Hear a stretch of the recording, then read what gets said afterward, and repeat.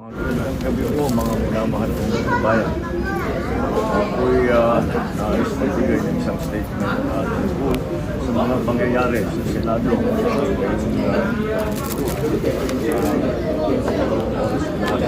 Monitor ang sitwasyon.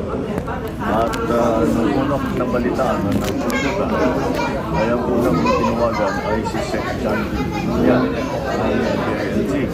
At tinanong ko, mag-report ka sa mga pulis na kung may nangyari, kung meron silang ginawa. At tapos ang sunod na tawag ko naman ay sa NBI. At tinanong ko sa NBI, at i-director na kayo ba pumasok sa Senado? Wala kang instruction. Ang sabi sa akin, wala kang instruction, sir. Yun. Kaya, masasabi ko sa ating mga kababayan, yung nakikita po ninyo na naka-uniforme sa loob sa mga sa news, ang mga naka-uniforme doon, dalawang klase, yung PNP is na naka-duty sa Senado. Nandun sila para bantayan ng Senado. Execute ng Senado. Yung isa pang may hawak na naka-uniforme ay yung Marines, yung Marine Detachment na nandun talaga sa Senado. Tiga doon sila. Ang pagtrabaho din nila is secure ang Senado at magbigay ng yung nakikita ninyong Coast Guard. Yan lang ang sundalo o pulis na nasa loob, tiga doon ang nandun. Yung isa pang nakita ninyong grupo na kasibilyan at may hawak ng mga mahaba, mga akusayon din naman sa Sergeant of Arms ng Senado. So lahat ng nakikita ninyong naka-uniforme o naka-armado ay nandun, ay tiga doon. Nandun sila talaga, doon sila nandun. At isa pa ay nais ko na ipita sa inyong lahat. Wala pong instruction kahit na kanino na ulihin si Senator Bato.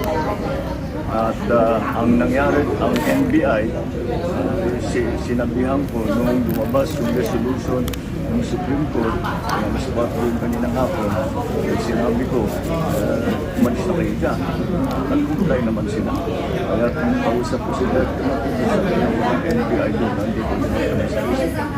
At ayun po, dahil kung mapaalam na sa lahat ng mga kababayan, itong nangyayari na ito, ay tayo maging kalma lang po.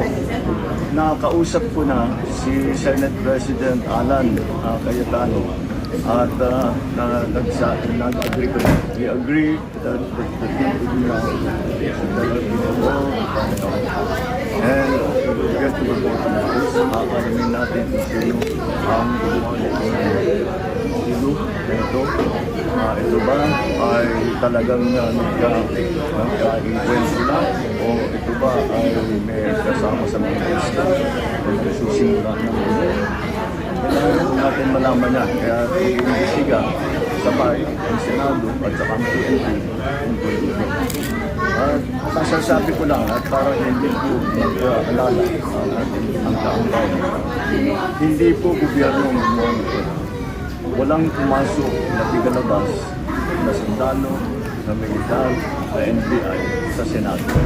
Hindi po natin alam kung sino yun na sumubok na pumasok at saka hindi aalamin po natin kung